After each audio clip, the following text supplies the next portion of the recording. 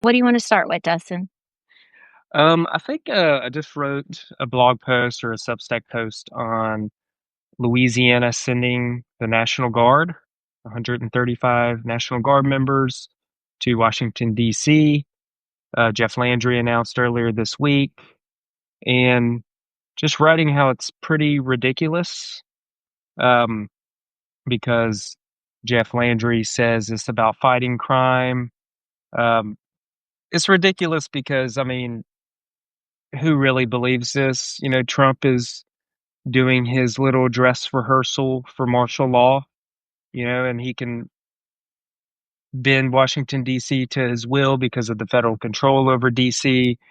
And the fact that he is making all the Republican governors like pitch into this, to try to normalize it is pretty scary because it shows what his intentions are in 2026 and 2028.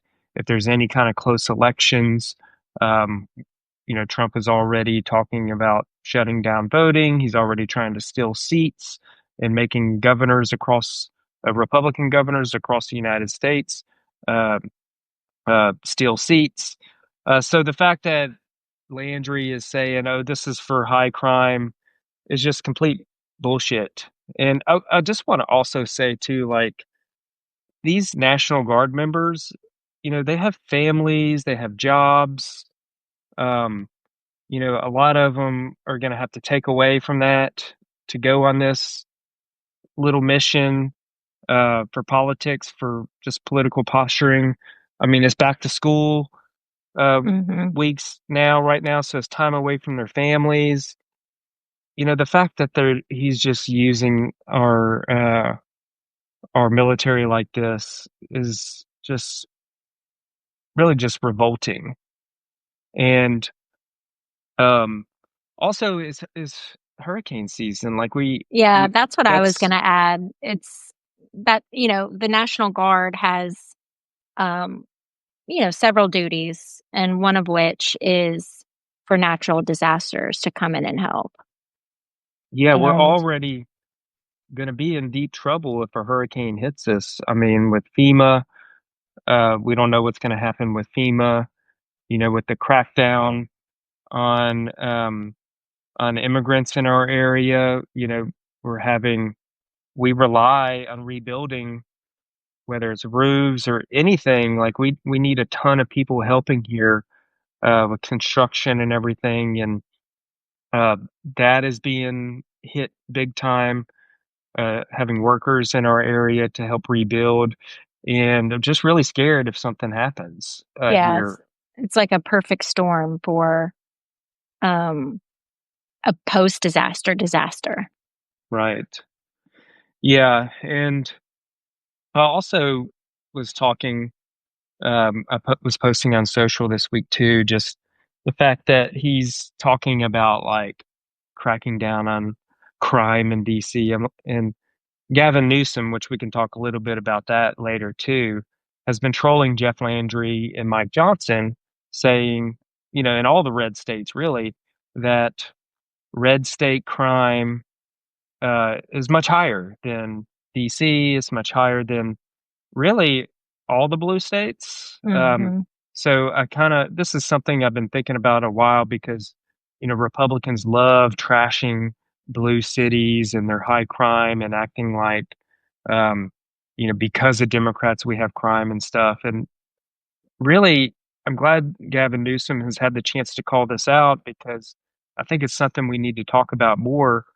And the point, and I was looking at the statistics on this, and the point that I've or the data that I found, first of all, almost all cities over 500,000 are technically blue. Um, almost every city in America over 500,000 is considered blue because that's just where a lot of people congregate. It's more diverse in cities. There's a lot of economic uh, um, uh, productivity there, so it attracts a lot of people and jobs and stuff. I mean, when you're talking about Houston, Dallas, Austin, New Orleans, and every state really is blue. So just saying blue cities have crime is It's just where a lot of people are. But Mhm. the statistics that popped out that I think we need to talk about more is red state cities have much higher crime than blue state cities. That's just a fact. The data clearly shows that. And they love saying that, oh, it's because Democrats running the city. Well, that's wrong too, because almost all laws are made at the state level by state legislatures.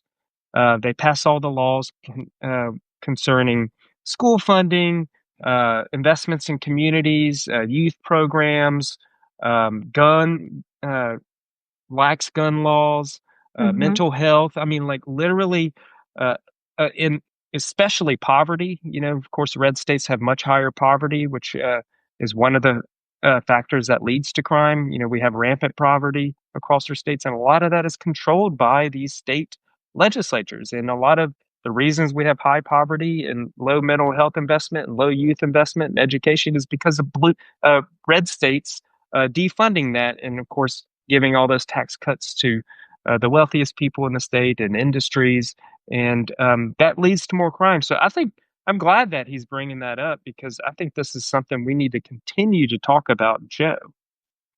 Isn't Shreveport he specifically called out Shreveport Hmm. as one of the top 10 most dangerous or Yeah, criminal as far as the murder rate, I think Gavin murder rate? Newsom said it's like 6 times higher than DC murder rate, which is shocking. And actually, people have been looking, and it's actually 7 times higher. So he was underestimating it. Mhm. Just shows how um, just callous these Republicans have gotten, and just lying so much. To talk about law, and they act like they're just all law and order, but violent crime is much higher in red states because of Republican policies. And I know they talk about enforcement, and that's part of it. We got to have strong enforcement to make sure violent crime stays low. Um, but they only focus on that. They don't focus about all the things that contribute to crime in the first place. Of course. Now, what do you think is the end game in DC? I mean, because I heard this morning Donnie Jr.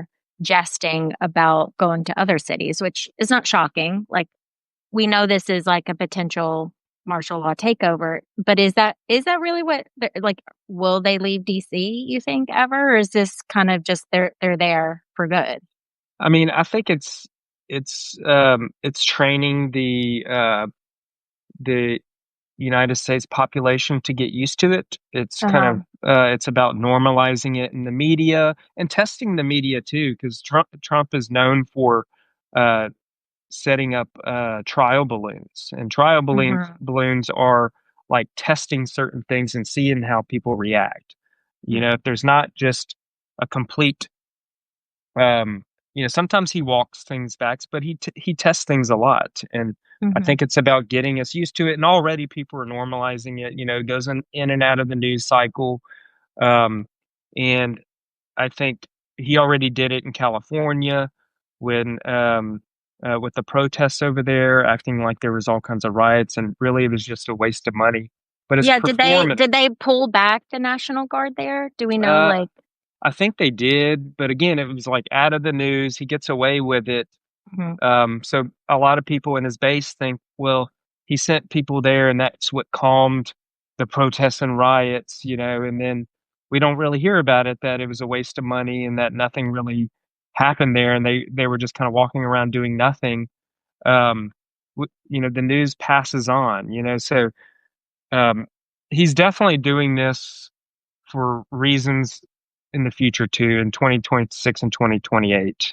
Yeah. He's showing now that he does not want to lose any bit of power, and he's going to do whatever he can to take it.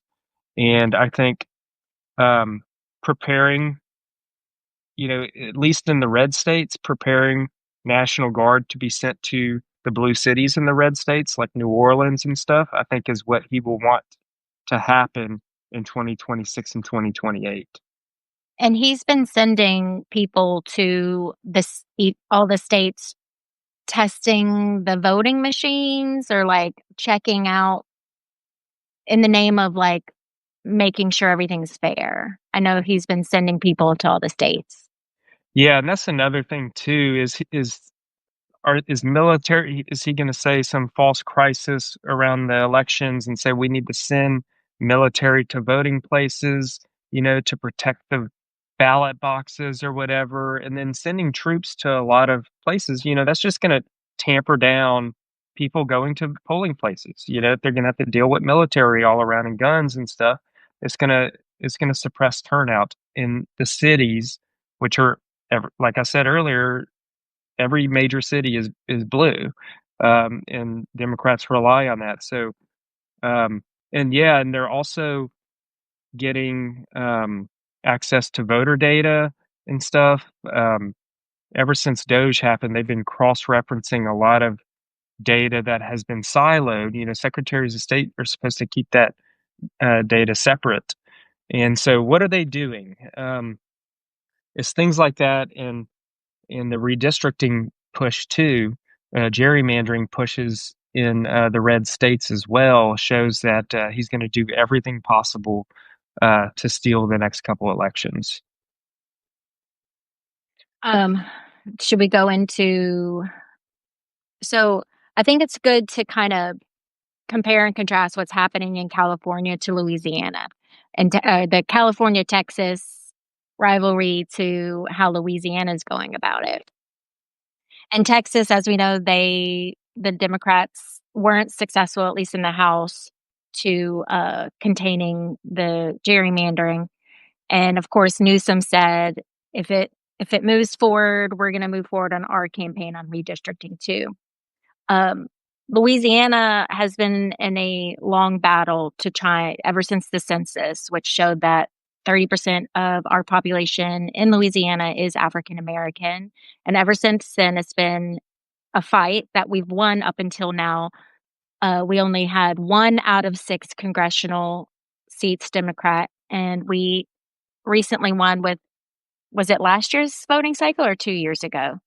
Um, Yeah, last year's. Last year's, and we finally, Cleo Fields is now the second Democrat congressman in Louisiana.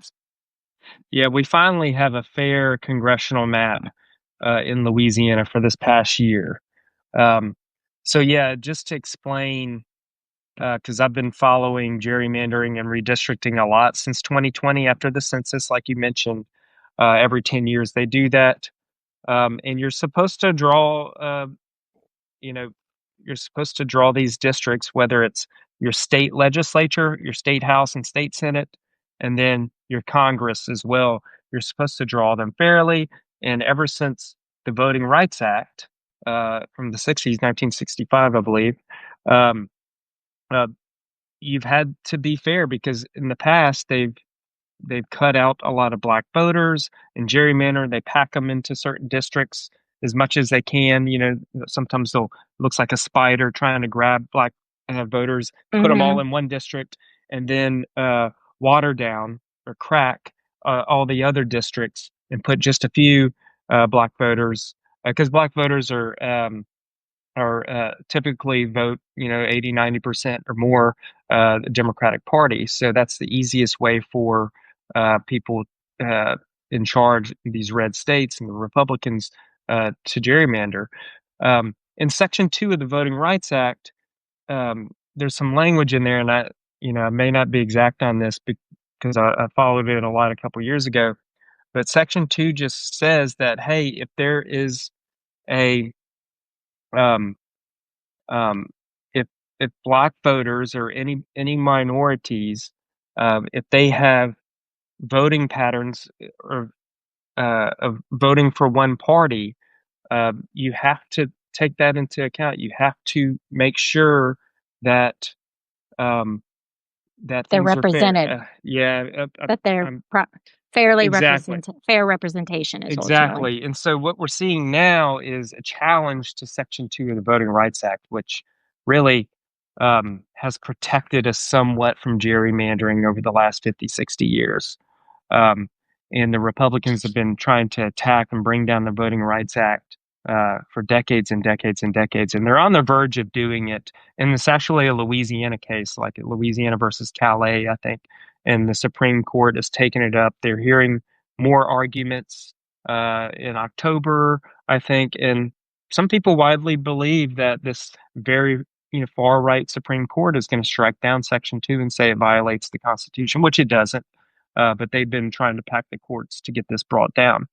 So what we've seen since 2020 and 2021 when we did redistricting, um, we've seen a lot of delay tactics, especially here in Louisiana. So in Louisiana, the Republican legislature just blatantly just gerrymandered a lot of the seats. So if you look at Louisiana, there's I don't know about 30 something House seats, 8 or 9 state Senate seats um, out of 35, and they've really just packed everybody or African Americans into just some districts, and then everything else is strong Republican districts. Well, uh, the district courts in Baton Rouge struck it down, saying it violated the Voting Rights Act. That happened in 2022.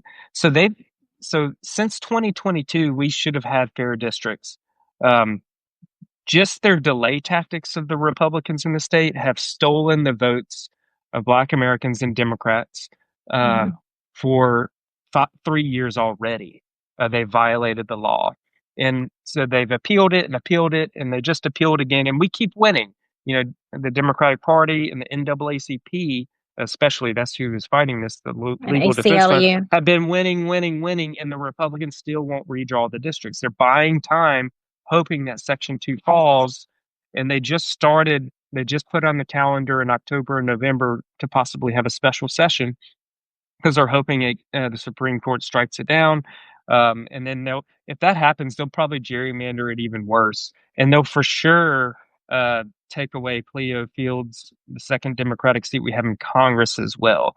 I think that they'll actually do that anyway. I think um, they're setting up a special session for October and November. Right now, the Republicans are saying, "Oh, well, we just put it on the calendar," but they're getting pressure from Trump to steal that seat back from Cleo Fields, and they're showing they don't care about the law, even because the Supreme Court's not.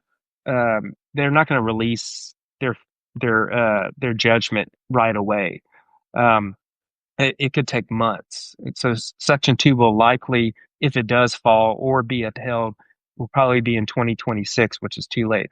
I think the Republicans are probably just going to steal the seat anyway, because that's what they've been doing. They don't care about the law. They don't care about repercussions because they really haven't had any, and they want to steal an extra seat for Trump in the 2026 election. I'll never forget when you ran for your first campaign, you ran for state senator. You came up short that one. And so we were following the winner of that election very closely afterwards. And I remember the very first thing, like before he was even sworn in, when he won that, we read that he swapped 2 precincts that were in the middle of our city of Lake Charles for 2 like very rural precincts. And that didn't even require redistricting. That was just like a shady behind the door deal that we just got wind of because we were so in tune with what was happening and what he was doing. And Yeah. so this has been happening for how long? For forever.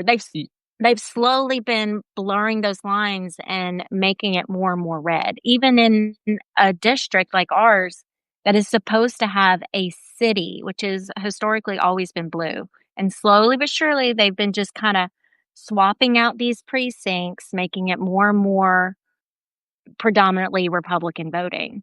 Yeah, that's a great example because, yeah, my opponent, who's now the state senator, Jeremy Stein, it was a special election at the end of 2021, right when redistricting was going on. It was going to be finalized right after that. So it was a very important election. Um, and this state Senate district, again, like you said, around Lake Charles is pretty half and half. It leans blue. Most of the African Americans in Southwest Louisiana live in the Lake Charles area. But it was gerrymandered. The state Senate district they gerrymandered it to where it's a little bit um, This is before the election. It was gerrymandered, where it reaches out in some rural areas and grabs enough Republicans to where it Hmm. waters down the vote here, and they crack off slices of black voters in like East Lake Charles and stuff like that, and put them in other districts. So it was already gerrymandered, um, but he won that. And then the first thing he did, the first move he ever made was go slice and gerrymander this district even more, and made it safe for him to so he To can keep it secure forever. his Yeah, position. and so Hmm. this is one of the examples of the legislative districts that the NAACP Legal Defense Fund fought and won in 2022. It's been appealed over and over and over again, and the Republicans in our legislature have delayed, denying black voters and Democrats in our state year after year after year. And their delaying works. It just shows that they get um, to break the law and to act maliciously. um they just keep getting benefits from doing that. They have no accountability for it. It shows that the more that they steal from everybody and steal people's votes, they've been rewarded for it. And now they've been breaking the law for years, and now they may have the ultimate reward where they're guaranteed to gerrymander forever. What do you think would happen if Section 2 is overturned? It would Is be, it yeah.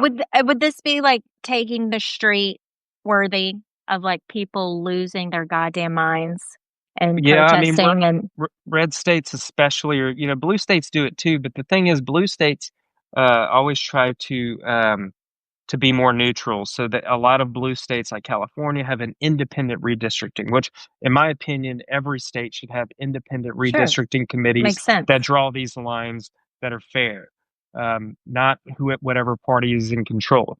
And so that's what's happening right now. The red states just gerrymander. They don't give a damn.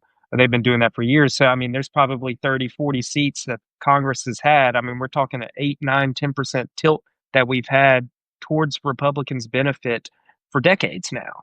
Mhm. So they've been cheating while we try to play by the rules. So now we're seeing the gloves come off because now they're just double downing and cheating even more and just trying to kick out every Democrat in these red states. And then so you're finally seeing California and New York and stuff say, okay, well, we're going to have to do it too, since um, we've tried to play by the rules and set a good example and it didn't work. So yeah, if Section 2 falls, I think you're going to have redistricting. All the red states are going to dilute and gerrymander uh, even more. So things are going to get much, much worse. And I hope to God the Supreme Court, there's John Roberts and what's her name from Louisiana, the other Supreme Court. And I hope to God they don't allow this to happen, because it could destroy um, and just create so much more divisions in America, which is hard to hard to imagine because things are so bad as it is. Mhm. Um, so let's talk about Gavin Newsom, our new zaddy. Um, and let's give respect is due. Camille Zapata, 29-year-old Latina who's in charge of the Gavin Newsom press conference. She is a star. Protect her at all costs. But this whole campaign of mimicking Trump, I I don't quite understand how, like, Fox News and Republicans don't get the joke. Like, what is it that they don't like? They think he's just trying. They're like, oh, mimicking is the finest form of flattery. It's like he's not. Is that what they really think? Like, I'm embarrassed for them that they don't get it. This is one of the best things that I've seen happen this year, It is. because It really is. it is hilarious the way, because we've had to deal with these stupid tweets, all caps, saying he's the greatest president ever, favorite president, blah, blah, blah, Nobel Peace Prize. Thank you for the attention of this And matter. we just had to, like, take it like bullets and just, Yeah, like, we, normalize it. yeah, and the Republicans are, oh, that's just Trump being Trump, and he says some just terrible things on there, uh, things that are crimes, high crimes, bullying. We've dealt with for a decade, and as soon as Gavin Newsom starts doing it, it's like fucking just sets the world on fire in their world in Fox News and stuff. And it's They so really just nice. don't know how to handle it. Yeah, No, it that's the shows how genius behind ridiculous. it. Yeah. Yes, and it's hilarious. And if you haven't seen that yet, we're gonna have to link to that in the show notes because um, it is it is a masterpiece. And now if we're seeing people take it even further with the memes. We've Yes. all seen the stupid Copying the Trump memes. memes of him like Rambo and all, with American flags, and now they're doing the same with Gavin Newsom.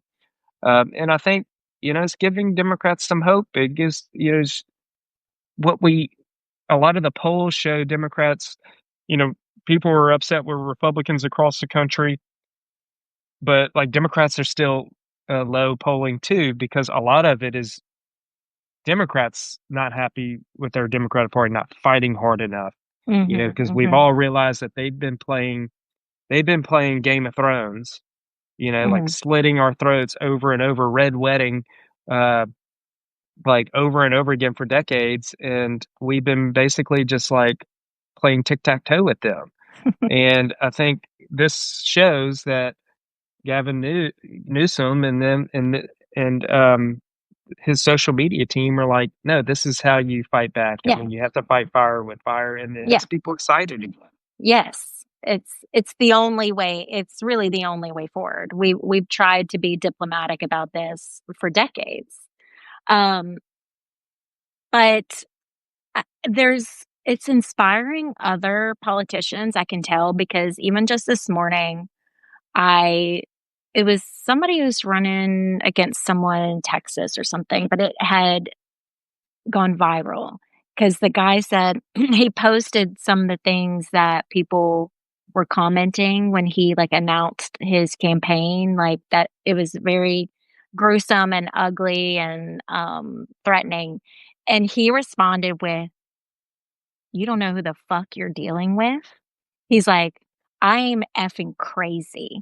He's like, "I'm documenting every single one of y'all, like, y'all have no idea who I am." It was like gloves on immediately, like, it was like a bring it and I dare you kind of attitude, and I just was like, this is a new era?" And I think that attitude, I mean, people are ready, so to speak, to fight. People are ready to fight. Everything They're is at ready to stake. fight fire with fire. Yeah.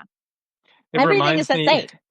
It reminds me of um, there's how that we see those like footage from like other countries, like in their legislatures and parliaments and stuff like that, and how crazy they get sometimes. Like there'll be like fights and stuff, and It's about yeah. there's this one like somebody was like there was this one video somebody shared a while back, and they're like, this is what we need to do, because like they literally had in a parliament in like, I don't know, Malaysia or something, like they had a guy like the Speaker of House like reading like a law or whatever, and another like legislator came and like stole the thing that he was reading, like the bill, and Just like ripped it out of his hands. ran off with it. Like it's like stuff like that, like that.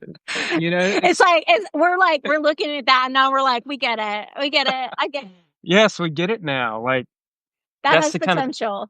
yeah. I mean, because again, we've been letting them get away with that everything Mm. for so long, and we've been relying on the law, and they just don't care about the law. We're seeing that they're just use it against us to build more and more power. So, I think if more people and more Democratic elected officials acted more like Gavin Newsom and said, "No, no, we're y'all do that. We're gonna redistrict California and kick out all the Republicans." Um, you have to fight fire with fire, and then you have Republican congressmen in California are all mad at Gavin Newsom. I'm like, don't be mad at Gavin Newsom. Be mad at Trump. See, Exactly. even to Displaced anger. Displaced anger. like, they're about to lose their seat because of what Trump is doing, and they're gonna go down. They're still scared to criticize Trump, Yeah. and they're just gonna go down, lose their seat, um, and act like it's all Democrats' fault. Pack your bags. You've chosen poorly. I want to say one more thing about this strategy. a key component of it. So of course it's like fighting, and it's like kind of like the attitude with this guy who I just mentioned who's like, "Don't F with me." It's also the key component is comedy and parody. Right. Making fun of them, Yes. like putting a mirror up to the ludicrousy, to the clown-like behavior, I think is very key and essential for, like, a winning combo of, like, Yes. coming to fight, like, putting the gloves on, fighting fire with fire, but also the mocking is very key Yes. because they are so ridiculous that and we all know it, but it's like up until now, it hasn't really been spoken about on a widespread kind of a way that the press conference team is doing for Gavin Newsom. So it's like, let's also always bring that into the fold, so that everyone is seeing it, and it's not just in algorithms on, like, very, very liberal, algorithms on social media. It needs to be at the forefront of all these campaigns. I'm glad you brought that up because Rachel Bitocofer, who wrote the book, Hit 'em Where It Hurts. Every Democrat that's running for office needs to read that book, um, because it's all about that. Like, you have to play their game. And the reason that that Democrats are so unpopular right now is because for decades now, they have just beat up our brand so bad, destroyed it, called us everything from pedophiles to crime-ridden, whatever. We have not defended our brand. What we have Mhm. responded with is, "Yeah, yeah, we could be better. We could always do better," you know? So we have, allowed them to trash our brand, and the fact that we didn't defend it strongly, um, makes the public think that their their trashing of our brand is true, like we deserve Yeah, it. And and, the way like we react to it shows that we deserve it. So that is yeah. why the brand has been destroyed over time. And her point is like you have to go after them and trash their brand. Um, Negative pardon, most people vote against somebody more than they vote for somebody. So that has Mhm. worked wonders for the Republican Party because they have no policies that are popular at all. But because they have destroyed our brand and attack us so much and we don't defend it, people vote against us more than they vote for us or for the Republicans. So we have to really turn that around, and that's what Gavin Newsom is doing.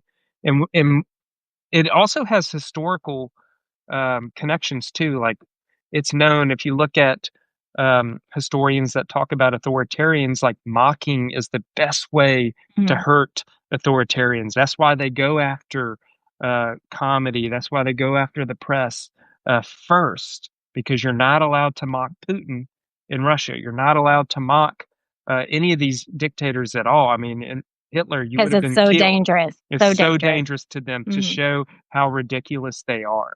And that's what's coming in America too. They're already starting that with the mhm. press. Um, so it's important to keep up the mocking, and that's what Gavin Newsom does well. But let's be clear, that strategy that has not gotten us anywhere, but it's a strategy of it's not inherently bad.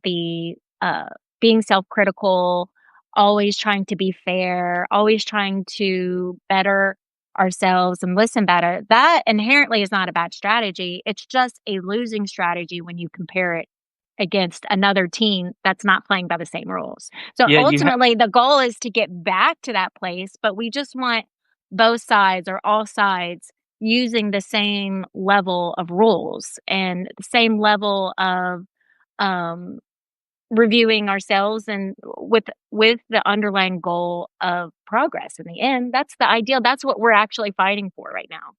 yeah, and that's a good point too. Like, um, we I think we get things mixed about being honorable and moral in how we practice our law and electoral politics. All of that is honorable, and so we want to be self-critical. But the problem is with mass communication and persuasion. That's not how it works in people's minds. So when people are listening, because we have, hundreds of millions of people that live in America, a very small slice actually follow politics closely. So Yeah. people mostly hear from their neighbors, or they'll maybe Mhm. see a video here and there. And if the only thing that they see is that Democrats are terrible, and then Democrats are like, yeah, we are kind of terrible. We're trying to do better. Yeah. That is a persuasion tactic that and a propaganda tactic that has been Yeah. used for hundreds of years that is being used against us. So we And have to be careful about. putting us in corners, forcing us to defend certain issues that seem crazy to more moderate conservative people. So And yeah, that has it's just also led it has also led to a lot of Democrats moderating our positions over the last 20, 30 years. So we're, even back with Clinton, instead of leaning into our liberal policies, and um, we've we've taken that criticism and said, okay, what people really want is, if they're not liking Democrats, what people want is kind of a mix between a Democrat and a Republican. Let's try that. So we've been doing that and yes. moderating all of our positions because that um, we think that that's what the population wants. But really, the population doesn't necessarily want that. They see that as a weakness. Like, it shows that we don't believe in our positions if we're moderating and everything, because it shows that we agree with the Republicans. Because you have Hmm. to think about it not from because most people think about politics again, it's a perception. It just Hmm. shows that we don't believe.